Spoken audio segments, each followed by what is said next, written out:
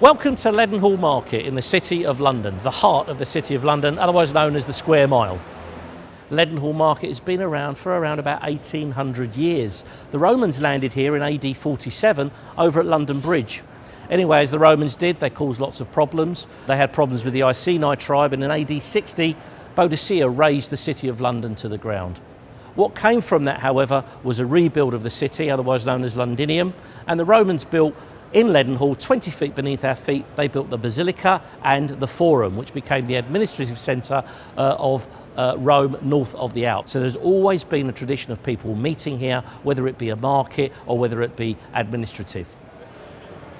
In 1309, Leadenhall was owned by a gentleman called Sir Hugh Neville, who was a forester. This was woodland and forest land, and he lived in a manor which was on the corner of Gracechurch Street, which had a lead roof, which is why we are in a place called Leadenhall. He gave it over to be a market in the 14th century for fish, meat and herbs.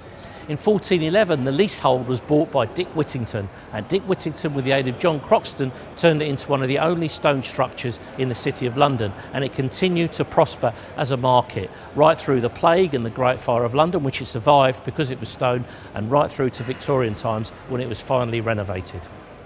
Not only is Leadenhall Market significant from a market perspective, but architecturally it was highly significant, especially to Victoriana in the City of London. The City of London was on the wane in the 19th century, mainly because the empire was growing and the railway mania had taken grip. So you could go and buy stuff in Leeds, in Liverpool, Manchester, Bristol, and not just in the City of London. So in order to do some sort of restoration work in terms of the influence and the authority that the City of London had, they asked Sir Horace Jones, who was a City of London surveyor, to build this particular market, as well as Smithfield and Billingsgate and Tower Bridge. So this was rebuilt in 1881. It was built in wrought iron and glass, so it gave it an airy feeling and a light feeling, so that the market continued to be as successful as it had been in the previous 400 to 500 years. Leadenhall Market was known as the Great Shambles of Europe, the shambles being actually a nice word for a big market. It was where you could come and buy and sell and also do business.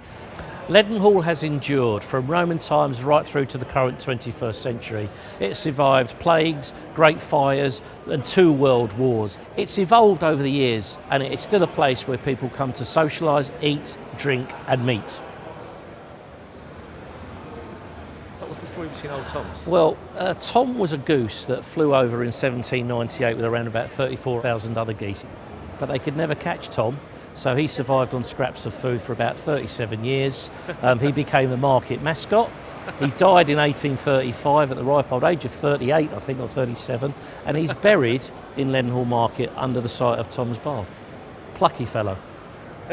Oh.